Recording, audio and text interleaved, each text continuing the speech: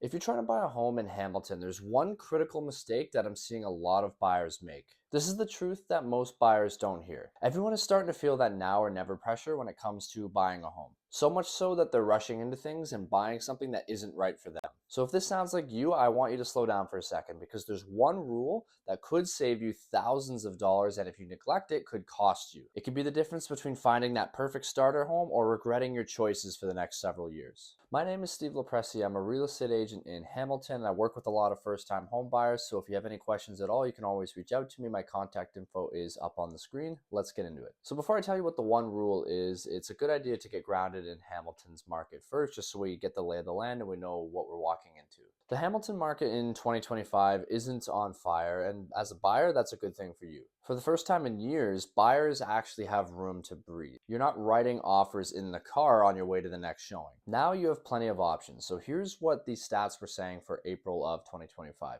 The average house price in Hamilton was $791,000. The amount of sales were down 20% from the same time last year. The amount of inventory is up to about 4.2 months of supply, which if you're not familiar, that's just the amount of time it would take for all the listings to sell off, which is the highest that we've seen since 2009. And then the average days on market is about 33 days, which is up 25% compared to the same time last year. So what does this mean? Well, it means that buyers who are prepared can finally negotiate without getting steamrolled.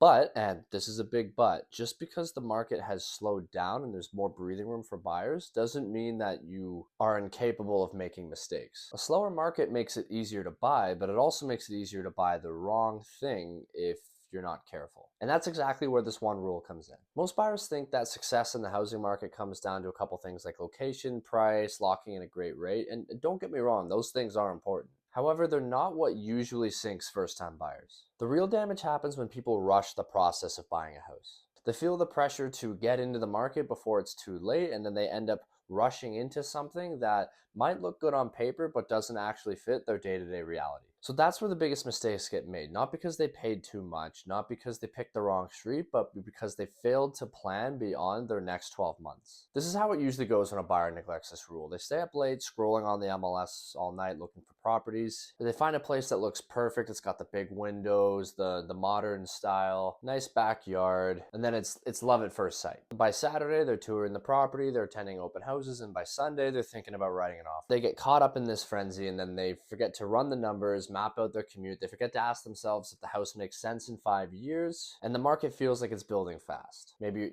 their friends are buying, they see that rates are climbing, and the pressure just starts building. So they pull the trigger and buy it, not because it fits their lifestyle and what they're trying to achieve, but because it fits the narrative of I need to buy something right now before I miss my chance. And then about 18 months later, I get the message, hey, we need to sell. This isn't working. Which is unfortunate, and it's not because they picked a bad house, it's that they picked a house that didn't match their reality. So the one rule to keep in mind when you're buying a house is to buy for your life, not for the market. This isn't about chasing a rate or trying to find the perfect time based on market conditions to buy something. It's about making a decision that actually works for your life. Everybody's always worried about buying at the right time, waiting for the market to go down, for it to go up, for it to go sideways, rates to come down, for their neighbors to move. I don't know. I've heard every excuse there is. Don't get caught up in the frenzy of feeling like you have to buy something because there's so much going on out there in the world. There's so much noise. You have to actually make sure it works for you when you buy something, not for everybody else, not for the market, not for your weird aunt at Thanksgiving who tells you that you keep blowing money on rent. The home needs to make sense for you, for your timeline, your job, your relationships, your family, all that stuff. So if you're not sure if you're going to be stable in Hamilton for at least 3 to 5 years, then you might want to take a step back. If your income is shaky or you're dealing with some relationship issues or you're not sure where you're going to end up, buying now might not be an investment. It might be more of an expensive detour because buying a home is hard to undo. So what happens when you ignore this rule? We see it all the time. A buyer jumps in fast, doing very little research and putting very little thought into it because the market just seems right now and they don't want to miss out on the opportunity, which I totally get. You want to jump on opportunities when they come up, but there's such a thing as jumping too quickly. Failing to follow this rule and making sure that the property checks all your boxes will have you end up with a property that you end up having to sell 2 months later because it's too expensive or it's just making you miserable. You hate the area, you hate the neighbors, whatever it is. And here's the thing that most first-time buyers aren't aware of. Getting out out of a house costs almost as much as getting into one. Because you got to pay your land transfer tax up front, you got to have all your closing costs when you purchase something, but when you actually go to sell the house as well, there's also a bunch of closing costs involved. And then if you go and buy another house, you have to pay land transfer tax again. And even though there's some rebates, it's a lot of money that you're shelling out to do this. It's an expensive mistake that can be avoided if you just take a second to slow down, make a solid plan around what you're going to be buying. And you don't need to be perfect. You just need to stop thinking short term when you're buying a house. You need to be thinking long term.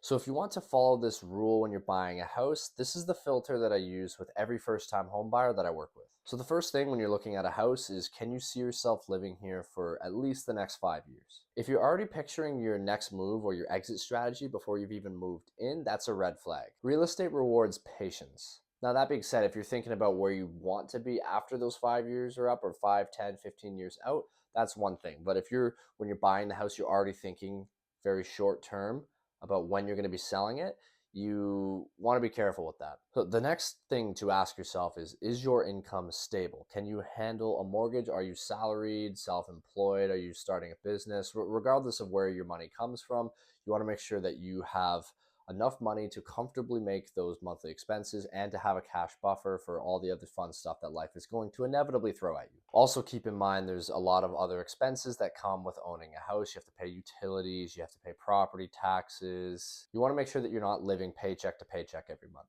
Next, you're going to want to look at the commute, the neighborhood, schools if you have kids. You want to make sure that this house is not going to drive you insane by living in it. How is it actually going to affect your daily routine by owning this house? Is it going to make it better or worse? You want to focus on that more than you focus on the quartz countertops. Like I mentioned before, you also want to make sure that you have a cash buffer because taxes go up, things break, rates shift, and you want to make sure that you're ready for that. A few grand in a savings account can mean the difference between a little bit of a road bump and a complete meltdown. Another thing to ask yourself is, would you still feel good about this house even if prices didn't rise? So let's say you buy it, whatever house, let's say it's the $790,000, the average in Hamilton right now. You buy it for that price, and in 5 years, it's still worth $790,000. Would you be okay with that? Generally, over the long term, real estate does go up, but let's just say hypothetically, the market stays flat for a while. If the answer is no, then chances are you're only buying that house because you're looking at it purely from an investment and financial standpoint, which is a good lens to look at it from, but it can't be the only lens because you have to live there and that's going to be your day-to-day life, and that's what's going to really stress you out if it doesn't work for every aspect of your life, not just financial. So if you're answering no to most of these questions, then you're going to want to hit the brakes on your home search for now, at least. Make sure that you do your research and you figure all these things out in advance so that you're buying with a clear head and you're not buying against a ticking clock. So here's the good news. You're already doing the smartest thing a first-time buyer can do, which is thinking ahead.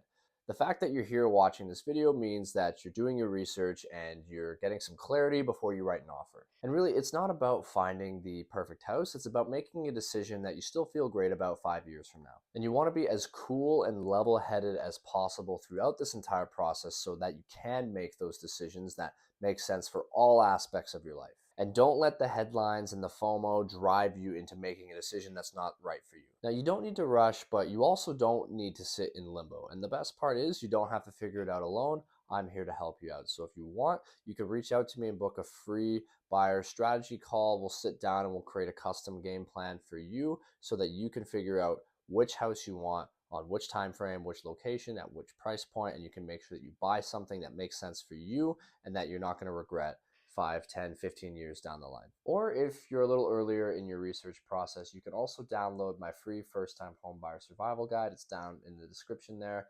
It'll walk you through the entire process for buying a home with how to write an offer, how to prepare yourself financially, what to look for when you're viewing homes, and more stuff like that. All right, thank you so much for watching. Don't forget to like and subscribe for more videos like this one geared towards first-time home buyers and how to buy your first home the right way.